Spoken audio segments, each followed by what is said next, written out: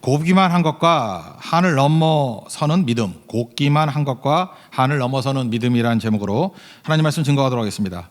성경이 역사를 보는 관점이 있습니다. 그것은 죄로 본다는 것입니다. 그래서 창세기 보면은 죄의 시작이 무엇인지를 보여주고, 오늘 장면은 죄가 어떻게 전염되는지, 그리고 죄의 해결책이 무엇인지, 관심이 죄에 있습니다. 인간의 가장 큰 문제가 죄 문제라는 것입니다. 그러니까 죄로부터 구원하는 것이 성경의 초점이고, 그렇게 역사를 풀어가고 있습니다. 그래서 역사를 뭐라 그러죠? 구원의 역사. 그래서 이거를 구속사 또는 구원사 이렇게 얘기를 합니다. 그러니까 모든 사건과 모든 자극에서 하나님을 볼 줄 알아야 된다는 거예요. 구체적으로 보면 예수 그리스도의 십자가를 바라볼 줄 알아야 된다라는 것입니다. 그래서 구원의 필수가 뭐냐? 하나님 생각하는 거, 예수님 생각하는 거, 그게 필수라는 것입니다. 오늘 처음 보니까 아담과 하와가 아들을 낳습니다. 해산의 고통이 있었겠죠. 우리 2장에 보니까 해산의 고통을 준다 그랬잖아요. 고통당하는 하와, 그걸 바라보는 아담을 한번 상상해 보십시오. 요즘에도 그 산부인과 같은데 뭐 출산하는 거 보면은 고통스러운 아내가 있고 밖에서 안절부절 못하는 남편이 있죠. 그거 왜 그렇습니까? 그 고통이 있다라는 거예요. 그 고통 중에 아담과 하와는 하나님을 생각했다는 것입니다. 그래서 1절 보니까 여호와로 등남했다. 여호와로 말미암아 등남했다. 이거 뭐예요? 고통으로 인해서 하나님을 기억했다. 그런 뜻이겠죠. 고통의 의미는 무엇입니까? 항상 하나님과 연관지어야 된다는 것입니다. 우리도 삶 속에 고통이 있죠. 그때마다 하나님을 생각하는 것이 무조건 짝으로 와야 된다는 거예요. 그럴 때 고통이 의미가 있고 고통이 유익이 있다는 것입니다. 1절 다 같이 읽겠습니다. 시작. 아담이 그의 아내 하와와 동침하매 하와가 임신하여 가인을 낳고 이르되 내가 여호와로 말미암아 등남하였다 하니라. 그러니까 고통으로 인해서 하나님을 기억하고 하나님을 생각했다. 그때부터 구원이 있다는 것입니다. 우리는 신약의 백성들이니까 고통이 오면은 무조건 예수 그리스도의 십자가를 생각해야 된다라는 것입니다. 한번 보세요. 이 고통 중에 하나님 생각하면 다 구원이 있었습니다. 출애굽기 1장 2장 보세요. 2장 23절에 보니까 이런 장면이 나와요. 고통으로 말미암아 탄식했다. 고통으로 말미암아 부르짖었다. 그리고 하나님 바라봤다. 그랬더니 하나님이 그 고통 소리를 들으셨다. 그리고 구원하셨다. 구원의 출발이 그거잖아요. 고통 플러스 하나님을 생각함. 그때부터 구원의 역사가 나타나기 시작한다는 것입니다. 우리에게 주어진 광야의 의미가 무엇입니까? 깊은 어둠 속에 우리를 홀로 두는 이유가 뭐예요? 어둠 그 시간이 잠깐만 길어지는 이유가 무엇입니까? 나를 고독하게 또 낮아지게 기댈 곳이 없게 만드는 이유가 뭐예요? 그때만 주님만이 내 도움이고 주님이 내 빛이시고 주님이 나를 건져주실 구원자라는 것을 바라보게 하게 만들기 위해서. 그래서 이건 공식입니다. 고통 그러면 무조건 하나님 바라보면 구원의 역사가 나타나게 된다, 그런 뜻이라는 것입니다. 하나님을 떠난 아담과 하와죠. 아이를 낳았습니다. 가인 낳고 아벨 낳았어요. 그 아이를 낳을 때 애들 이름 대충 안 짓죠. 가인은 얻었다라는 뜻이고요, 소유했다라는 뜻이에요. 아벨은 뭐냐? 허무하다, 그런 뜻입니다. 그래서 4장 2절부터 그 3절까지 2절 한번 볼까요? 2절 다 같이 읽겠습니다. 시작. 또 가인의 아우 아벨을 낳았는데 아벨은 양치는 자였고 가인은 농사하는 자였더라. 여기 처음에 가인과 아벨이라는 이름이 나오는데 소유, 얻음, 나중에 허무, 무슨 얘기입니까? 하나님을 떠난 인생, 처음에는 자기가 뭘 얻었다라고 시작하지만 마지막은 허무로 끝나게 된다는 것입니다. 우리가 죽게 돌아가게 될 때 에덴의 뜻이 뭐였어요? 기쁨이 있다는 거죠. 그래서 1절과 2절 고통 중에 하나님을 찾는다. 그렇지만 인간이 하나님 따라서 발버둥 쳤을 때는 아무리 많은 것을 얻는다 할지라도 허무로 끝난다라고 하는 전체적인 배경을 우리에게 설명해 주고 있습니다. 그 다음이 이제 핵심인데 4장의 핵심이 무엇이냐? 운명 분기점이 있다는 거예요. 살고 죽는 분기점이 뭐냐? 그게 예배라는 것입니다. 가인과 아벨의 운명을 갈랐던 것, 누가 형이냐 동생이냐 그게 아니었죠. 뭐 혈통, 지위, 학식, 재산, 우리가 뭐 자랑할 만한 그런 것들은 아무것도 아니었다는 것입니다. 예배 잘 드렸고 예배 못 드렸고 그게 운명을 가르게 되었다는 것입니다. 그러니까 하나님께서는 예배하는 자를 찾으시고, 요한복음 4장 23절에 나오잖아요. 예배하는 자를 찾으시고 또 받으시는 예배를 본다는 것입니다. 그러니까 예배가 없으면 미래가 없습니다. 지금도 마찬가지예요. 어떤 사람이 아무리 잘 나가는 인생이라 할지라도 예배가 없다 그러면 그놈 망할 놈입니다. 그렇지만 아무리 보잘것없어 보인다 할지라도 예배가 있다 그러면 그 사람은 하나님께서 건져 주신다라는 것입니다. 그러면 아벨과 가인 예배 차이점이 뭐예요? 믿음이 있고 없고의 그런 차이점이죠. 여기 핵심이 나오는데 뭐라고 나오냐? 사람 플러스 재물, 이렇게 묘사되어 있습니다. 4장 4절 후반부에 보니까 여호와께서 아벨과 그의 재물 이건 받았다. 그 다음에 5절 보십시오. 가인과 그의 재물은 받지 아니했다. 그러니까 재물만 받는 게 아니죠. 사람 플러스 재물을 동시에 받으신다, 그런 얘기입니다. 그러니까 사람과 재물을 따로따로 생각할 수 없다는 거예요. 우리도 그렇지 않습니까? 사람과 선물을 따로따로 할 수 있나요? 예를 들어서 어떤 자매 한번 생각해 보세요. 어떤 진짜 싫은 남자가 있어요. 근데 아주 명품 핸드백을 선물해 줬습니다. 당신은 거절하고 선물만 영접하겠어. 이게 말이 돼요? 그럴 수 없죠. 그 선물과 그 사람의 인격을 동시에 받아들이는 거죠. 선물 받는다는 건 뭐예요? 그 사람 사랑도 받는다 그런 얘기죠. 선물 거절은 뭐예요? 그 사람도 거절한다. 이건 따로따로 될 수 있는 게 아니라는 것입니다. 그래서 믿음과 삶은 같이 가는 거지 이게 나눌 수 있는 게 아니라는 거죠. 여기서 가인의 예배를 받지 않으시니까 안색이 변하면서 분노했다 그런 얘기가 나옵니다. 그때 하나님께서 뭐라고 말씀하세요? 7절 보니까 선을 행하면 어찌 낯을 들지 못하겠느냐. 선을 행하지 아니하면 죄가 문에 엎드려졌다. 이런 표현이 나옵니다. 그러니까 뭐예요? 선을 행함과 악을 행함. 이 기준이 뭐냐면 하나님을 향하는 거냐 향하지 않는 거냐 이게 중요하다는 거예요. 믿음이란 게 뭐냐? 하나님을 향하는 게 믿음이에요. 믿음, 하나님을 향함. 그러니까 선을 행했다는 게 뭐예요? 이게 윤리적인 선 그런 게 아니고 주를 향하는 태도 그게 선이고 그러면 죄가 뭡니까? 악이 뭡니까? 죄라는 말 자체가 방향을 벗어났다 그런 뜻 아니에요. 관역을 벗어났다. 그러니까 주를 향하지 않고 주를 등지는 것. 믿음은 뭡니까? 주를 향하는 것. 그럼 불신은 뭐예요? 주를 등지는 것. 가인은 하나님을 등지는 일을 행했다는 것입니다. 우리 사울왕하고 다윗을 보면 명확하죠. 사울왕은 하나님을 향하지 않아요. 그는 항상 자기 자신을 향하고 다윗은 천천 나는 다윗은 만만 나는 천천 이거 열받고 나를 향하는 거죠. 또 세상 사람들 시선을 향합니다. 사람들이 뭐라 그러나 자기가 대신 제사 드리고 진멸하는 거 안 하고 그랬던 내용을 다 보면 뭐예요? 사람들의 시선이죠. 그 사무엘상 15장에 보면은 그 진멸하는 사건 나오는데 너 왜 다 안 죽였냐 그랬더니 백성이 그 제사하려고 좋은 것들 남겨놨어요. 그러니까 백성들의 의견이 그래요. 하나님을 안 바라보잖아요. 그는 백성 바라보잖아요. 그때 그 하나님을 향함이 없는 것을 악으로 보신 거죠. 그래서 22절에 그 유명한 구절이 있지 않습니까? 그 여호와께서 번제와 다른 제사 그런 거 좋아하는 게 아니다. 목소리 청종하는 것을 좋아하시고 순종이 제사보다 낫고 듣는 것이 순양의 기름보다 낫다. 이거 구체적인 얘기가 뭐예요? 하나님이 향하는 게 예배지 너는 지금 예배 드린다고 하면서 사람을 향하고 내 자신을 향하지 않느냐? 그게 무슨 예배냐? 요약하면 그거예요. 하나님을 향함이 믿음이고 그게 진정한 예배라는 것입니다. 시편에는 악인과 의인 계속 나옵니다. 의인이 뭐예요? 믿는 자를 의인이라 그러고 악인을 안 믿는 자를 악인이라 그래요. 나쁜 짓 한 게 아니고요. 그냥 안 믿으면 악인이에요. 그 의인의 특징이 무엇입니까? 하나님을 향하는 사람이고 악인은 뭐예요?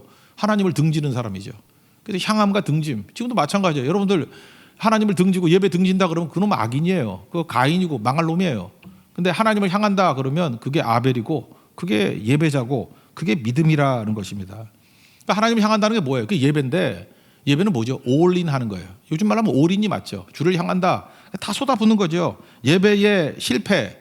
이게 지금 가인 예배 실패했잖아요. 올인 못했기 때문에. 그러면 실패했으면은 내가 뭘 잘못했지 하고 자기를 돌아보고 하나님께 물어보든지 하면 하나님 기회 안 주시겠습니까? 세상에 처음부터 잘하는 사람이 여기 있어요. 아벨 예배를 보면서 아벨의 예배는 왜 받으셨나? 그래서 벤치마킹을 하든지 아니면 내가 뭘 잘못했는지 물어보든지. 그래서 실패를 한 번으로 끝내야 되는데 그런 향함에 문제가 있다니까. 하나님을 향하지 않습니다. 누굴 향해요? 아벨을 향해가지고 저놈 때문에 내가 예배 받지 않았어. 이 엉뚱한 해결책을 찾죠. 그래서 죽이지 않습니까? 8절을 다 같이 읽겠습니다. 시작. 가인이 그의 아우 아벨에게 말하고 그들이 들에 있을 때 가인이 그의 아우 아벨을 쳐 죽이니라. 왜 이런 일이 벌어져요? 향함에 문제가 있는 거예요. 죽였다 안 죽였다는 2차 문제고 가인은 하나님을 향함이 없었어요. 그게 믿음이 없는 거예요. 그는 하나님을 등지고 아벨 쳐다보고 자기 판단 쳐다보고 그러니까 망하는 거죠. 우리도 마찬가지입니다. 아무리 날고 기고 하는 사람이라 할지라도 하나님을 향한 향함이 없으면 가인 같은 행동 계속한다라는 것입니다. 신약에 한번 넘어가 봅시다. 예수님께서 인정 안 했던 사람이 바리새인 기도 이런 거고 예수님이 인정 안 했던 것이 부자의 헌금 이런 거 인정 안 했죠. 반대적인 사람이 누구예요? 세리의 기도 인정하셨고 그다음 과부의 두 렙돈 인정하셨죠. 그 특징이 무엇입니까? 바리새인의 기도. 바리새의 기도의 특징이 뭐예요? 서서 따로 서서 기도했대. 사람들 보라고. 그리고 그 세리 비교하잖아요. 그죠? 난 토색 불이 가는 이런 거 안 했다고. 지 잘난 척 하잖아요. 11조 드리고 이런 거 했다고. 금식기도 하고. 그 뭐예요? 그 하나님을 향하는 게 없잖아요. 그랬더니 꽝이고 세리의 기도는 무엇입니까? 멀리 서서 감히 고개도 들지 못하고 하나님만 바라보는 거잖아요. 사람 아무도 안 봅니다. 나를 불쌍히 여겨주십시오. 난 죄인입니다. Mercy on me. 나를 불쌍히 여겨. 스프랑크 디조마이. 나를 불쌍히 여겨달라고. 그리고 I'm a sinner. 나는 죄인입니다. 하나님만 바라보잖아요.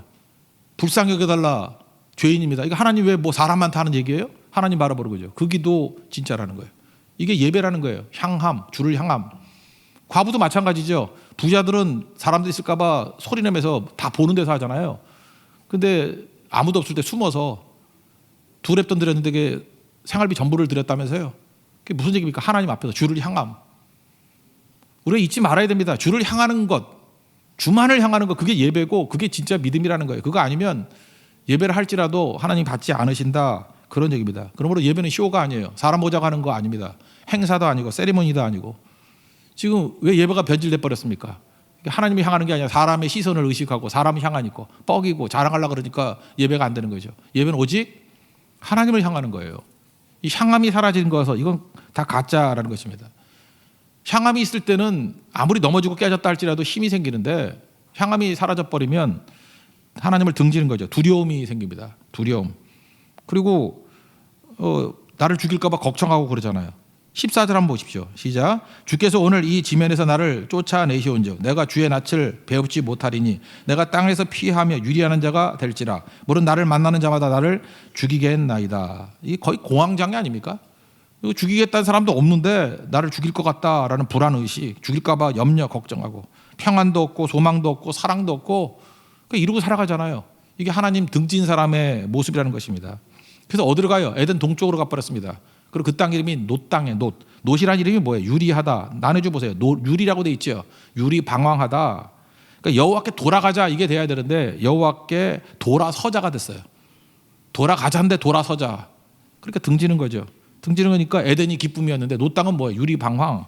그렇게 될 수밖에 없다라는 것입니다. 16절 보십시오. 시작. 가인이 여호와 앞을 떠나서 에덴 동쪽 놋 땅에 거주하더니. 하나님 없는 삶의 특징이 뭐예요? 자기 스스로 자기를 지켜야 되는 거니까 언제나 두려움과 염려, 불안 이런 거죠. 그래서 성 쌓는 거죠. 성 쌓는 게 뭐예요? 내가 나를 지키겠다는 거죠. 담 쌓고 경계, 울타리. 나중에 스스로 거기에 갇혀버리게 되는 거 아니겠습니까? 그러니까 가인에게 있어서 특징이 뭐예요? 하나님을 떠난 사람의 특징, 예배 없는 사람의 특징, 존재적 불안감이 있어요. 그냥 누가 건들지도 않는데 그냥 불안한 거예요. 죽을 것 같고. 그냥 뭐 종합진단도 못 받으러 가요. 왜냐하면 뭐 암 걸리면 어떡하나 뭐 이런 걱정 때문에. 그리고 아침에 깨면 계속 불안한 거예요. 그죠? 누가 이렇게 공격할 사람도 없는데 이러다 죽는 거 아니야? 이러다 망하는 거 아니야? 꼭 그 전염병 걸려도 내가 걸릴 것 같죠? 예. 그래서 불안하고 살아간다는 것입니다. 그 왜 그래요? 이게 존재적 불안이 있기 때문에 그렇다는 것입니다. 하나님 없는 사람의 모습이 가인의 모습하고 똑같다라는 거예요. 그래 그의 후손들 보세요. 그 6대 손까지 쭉 나오는데 라멕까지 그들이 불안하니까 성 쌓고 그 성 쌓고 난 다음에 에녹이라 그래가지고 가인의 아들 그 자기 아들 이름 지어주잖아요. 그래서 성으로 널 지키라. 그러니까 그 자손들이 계속 자기가 자기를 지키는 인생이 돼버립니다. 그리고 그 6대 손에 라멕이라는 사람 여기서 이제 대표적인 모습이 나오죠. 절정이 나와요. 뭐가 나오죠? 먼저 아내가 둘이에요. 아다와 실라. 복잡해져요. 그러니까 죄지면 복잡해집니다. 하나님 섬기면 단순해지고, 그죠? insanely simple. 미친 듯이 심플해지는데 죄지면 잠깐 복잡해져. 이것저것 복잡해지기 시작한다는 것입니다. 그리고 가인의 후손들 보니까 뭐가 나오죠? 그 야발, 그죠? 이 야발이라는 사람은 목축업의 조상이 됐다 그러고, 유발, 뭐 음악, 예술계의 조상이 됐다 그러고, 두발 가인, 금속 무기, 기계 뭐 이거 만드는 사람. 나만 왜 들어갔을까요? 예뻐서 들어간 것 같아요, 그죠? 예뻐서. 그러니까 여자들 같으면 뭐 미모를 자랑하고 뭐 이런다는 거예요. 그러니까 가인의 계통은 6대에서 끝나버린다는 거예요. 그 라멕이라는 이름 뜻이 스트롱맨이에요. 강한 사람. 암스트롱 뭐 옛날에 그런 사람이 있었는데, 그죠? 스트롱맨. 라멕이 강하다라는 것입니다. 그래서 큰 소리 치죠. 자기 힘 믿고. 그리고 한 방에 훅 가버리는 사람인데 분노하고 살인하고 합리화시키면서. 그의 큰 소리 한번 봅시다. 이러다 끝나요. 라멕 이후에는 기록이 없어요. 끝장나는 인생이라는 거예요. 하나님이 멸해버린다는 거예요. 23절 24절을 보겠습니다. 시작. 라멕의 아내들에게 이르되 아다와 실라여 내 목소리를 들으라. 라멕의 아내들이여 내 말을 들으라. 나의 상처로 말미암아 내가 사람을 죽였고 나의 상함으로 말미암아 소년을 죽였도다. 가인을 위하여는 벌이 7배일진데 라멕을 위하여는 벌이 77배 이르로다 하였도다. 지금도 그렇습니다. 큰 소리 뻥뻥 치고 나 건들면은 가인이 7배 나는 77배 이렇게 막 무소불위의 권력을 횡하는 사람 같이 보이는 사람이 있죠. 왜 그래요? 두려워서 그런 거예요. 너무너무 두려워서. 잠 못 자요. 불면증 있을 거야. 아마 약 먹고 잘 거야. 불안한 사람입니다. 왜요? 하나님을 등진 사람의 모습이 이렇다는 거예요. 그리고 라멕 이후에 기록이 없어요. 여기서 끝이에요. 6대로 끝나버리는 인생. 반면에 그 반대 인생을 한번 봅시다. 그 아벨이 죽고 아벨 대신에 준 게 셋이거든요. 셋. 그때부터 믿음의 길을 걸어가요. 셋이 또 아들을 낳았는데 아들 이름이 에노스예요. 참 이게 불쌍하죠. 에노스라는 이름이 뭐냐? 약하다는 거야. 이름 어떻게 에노스라고 지었을까? 약하다. 아마 태어날 때부터 약했는가 봐. 빌빌해가지고 뭐 죽느니 사느니 그런 애 태어난 거 있죠. 에노스. 그래서 에노스를 또 다른 사람 별명하기를 병든 자 이런 거예요. 병자. 시커예요. 병든 사람. 그죠? 약한 사람. 병자의 병자. 25절 26절 한번 읽겠습니다. 시작. 아담이 다시 자기 아내와 동침하며 그가 아들을 낳아 그의 이름을 셋이라 하였으니 이는 하나님이 내게 가인이 죽인 아벨 대신에 다른 씨를 주셨다 함이며 셋도 아들을 낳고 그 이름을 에노스라 하였으며 그때 사람들이 비로소 여호와의 이름을 불렀더라. 에노스는 약한 자였습니다. 병든 자였습니다. 그러니까 연약함으로 인해서 할 수 있는 게 뭐예요? 자기 힘으로 자기를 못 지켜요. 그래서 그때 비로소 여호와의 이름을 불렀답니다. 하나님 도와주세요. 하나님 불쌍히 여겨주세요. 거기서 세례 기도가 나오는 거죠. 하나님 나는 죄인입니다. 나는 약한 자입니다. 예수님이 그랬잖아요. 내가 병자와 죄인 위해서 왔다고. 나는 병자입니다. 나는 죄인입니다. 나를 불쌍히 여겨 주십시오. 다시 처음으로 돌아가죠. 고통 중에 하나님을 찾잖아요. 고통 중에 예수님의 십자가를 붙들잖아요. 그때에 구원 사건이 벌어지게 된다는 것입니다. 우리도 마찬가지예요. 하나님의 백성들의 특징이 무엇인지 아십니까? 연약함 가운데 예수님의 십자가 붙드는 거예요. 약한 가운데 에노스같이 여호와의 이름을 부르는 거예요. 그때부터 구원의 역사가 나타나기 시작한다는 것입니다. 내 힘이 아니에요. 그래서 NIBC 그랬잖아요. Not I, 내가 아닙니다. But Christ. 하나님만 따르고 의지하는 것이 됩니다. 그래서 이때부터 에노스 때부터 여호와의 이름을 부르기 시작했고 진정으로 그죠? 예배 드리는 한 가문들이 세워지기 시작한다는 것입니다. 여러분 에노스 같이 약한 가운데 하나님을 찾고 의지해서 일어서는 우리 소망의 백성 되기를 축원합니다. 우리 옛날 그 소설인데 이청준의 소설 중에 서편제가 있어요. 우리는 소설보다는 임권택 감독의 그 영화로 유명하죠. 내용은 전남 보성에 있는 어떤 그 시골 마을 이야기예요. 소리꾼 유봉이라는 사람이 있어요. 유봉. 데려다 키운 자녀가 있는데 송화, 그다음에 동호 이렇게 두 사람이 있어요. 여자애, 남자애 하나. 근데 남자애니까 사춘기 때 반항하는 거예요. 이거 뭐 소리 한다고 뭐 밥이 생기냐 떡이 생기냐 막 이러니까 유봉이 혼을 내면서 이럽니다. 이놈아, 떡 주고 밥 먹어야 소리 하느냐? 득음하면 나라님도 재상도 부럽지 않아. 그 유봉이라는 사람은요, 득음, 이 음을 찾는 거에 있어서 인생 거는 사람이에요. 제가 목회 초년기에 이 서편제 반복해서 보면서 나도 말씀을 깨달아야지, 나도 득음해야지, 주의 음성을 들어야지. 맨날 이랬던 거. 그러니까 참 이상해. 성경 말씀 듣고 은혜를 받는 게 아니라 이거 보면서 기도 엄청나게 했던 기억이 나는데 어쨌든 감동적이잖아요. 유봉의 생각이.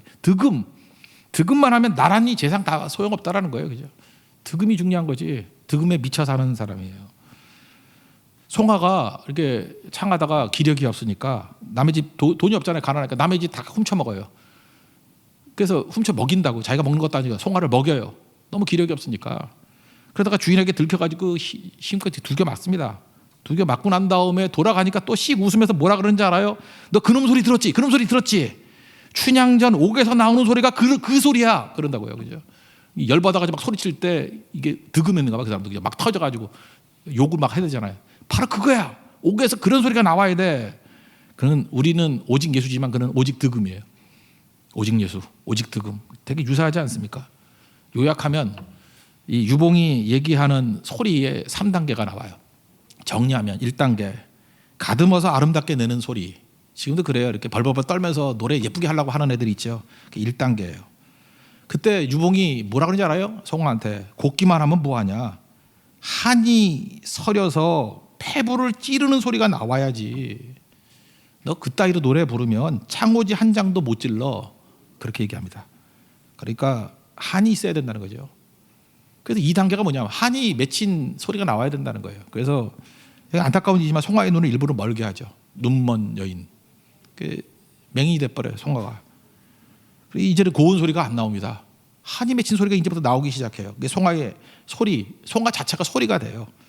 그래서 가슴을 어르고 찌르고 내리고 올리고 떨게 하고 숙연해지는 그런 소리가 나와요. 여기서 끝난 게 아니에요. 유봉이 죽으면서 이렇게 얘기해. 송아에게 이제 하늘 내려놔라. 너도 알지? 내가 너 눈멀게 한 거. 너 이제 평생 한으로 살아왔지? 하늘 내려놔라.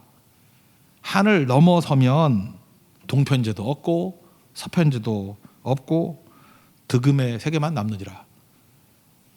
참 이게 이청준의 소설이 이게 기가 막힌 얘기예요, 그죠? 이 단계를 보여주거든요. 잘하려고 하는 1단계, 2단계는 그 반대 이면 아픔을 이해하는 단계. 세 번째 단계 뭐예요? 이거 하나님 만난 거죠. 다 내려놓는 거예요. 전적인 신뢰의 관계로 들어가는 거. 이 서양에서 서편제하고 비슷하게 얘기했던 사람이 케르케고르입니다. 케르케고르가 신앙의 3단계를 얘기했어요. 1단계는 뭐냐? 이기적인 단계. 그래서 자기 이익만 매달린 단계. 지금도 기도하는 사람들 보면 초신자들 맨날 나 잘 되겠다고 기도하는 거 아니에요, 그죠? 뭐 돈 주시고, 뭐 건강 주시고, 뭐 길 열어 주시고. 그게 1단계. 2단계는 윤리적 단계, 옳고 그름. 하나님 이럴 수가 있습니까? 뭐 이런 거예요, 그죠? 옳고 그름. 3단계는 뭐냐면 영적 단계라 그래서 전적으로 하나님을 신뢰하고 말씀을 따르는 거예요. 그래서 3단계를 얘기하면서 예를 든 게 창세기 22장에 나오는 아브라함 예를 듭니다. 100세에 낳은 이삭을 바치는 얘기. 이삭을 바치라. 그거 이익이 있어요, 없어요? 무슨 이익하고 무슨 관계가 있어요? 말도 안 되는 얘기죠. 100세 얻을 아들을 어떻게 바쳐요? 이익을 넘어서는 거죠. 여기 오름, 이게 어떻게 옳은 거예요? 자기 신앙을 위해서 아들 죽인다는 게 어떻게 옳은 일이에요? 그런데 하나님 말씀이잖아요. 세 번째 단계예요.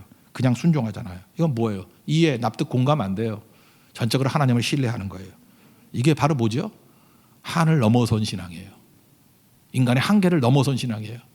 하나님이 틀릴 리가 없어요. 주님은 선하신 하나님이시고 진실하심과 성실하심이 영원하신 분이야. 내가 다 이해를 못하지만 하나님은 옳으셔. 주님은 옳습니다. 그래서 신뢰해요. 그래서 이게 설명이 안 되는 거예요. 살아와도 의논 못해요. 아내와도 의논 못하는 거예요. 왜? 의논이 안 되죠. 뭐 설명이 안 되니까. 그리고 이삭이 물어요.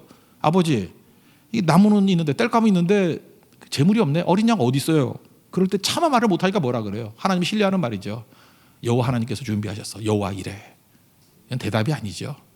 나는 하나님을 신뢰해. 그런 거죠. 이건 억지로 끌려가는 거 아니에요. 여기 보니 아침 일찍이 갔다라는 얘기가 나와요. 이거 무슨 얘기죠? 자원하는 심령이 있었어요. 자원하는 심령. 하나님께 다 맡기고 신뢰하는 마음. 나는 다 이해 못하겠습니다. 주님, 제가 뭘 알겠습니까? 그렇지만 나 하나님을 신뢰합니다. 넘어서는 믿음이잖아요. 모든 걸 넘어서는. 이익, 오름, 뭐 다 넘어서요. 이 100% 신뢰, 올인하는 믿음. 하나님께서 이걸 인정하셨죠. 우리 여기까지 가야 된다라는 것입니다. 하나님께서 우리가 고난 가운데 있을 때, 고통 가운데 있을 때 뭐로 설명할 수 있어요? 설명 안 됩니다. 믿음이 뭐예요? 주님께 올인하는 거예요. 믿음이 뭐예요? 주님을 향하는 거예요. 믿음이 뭐예요? 그 고난 중에 비로소 여호와 이름을 부르는 거예요. 주님, 나는 병자입니다. 죄인입니다. 나를 건져 주십시오. 그때 참된 구원의 역사가 나타나게 된다는 것입니다. 우리가 지금 에노스의 후손들입니다. 우리도 있는 곳에서 예수님의 십자가를 붙들고 여호와 이름을 부름으로 말미암아 참된 구원의 능력을 체험하는 우리 믿음의 종 되기를 축원합니다. 자리에서 일어나겠습니다.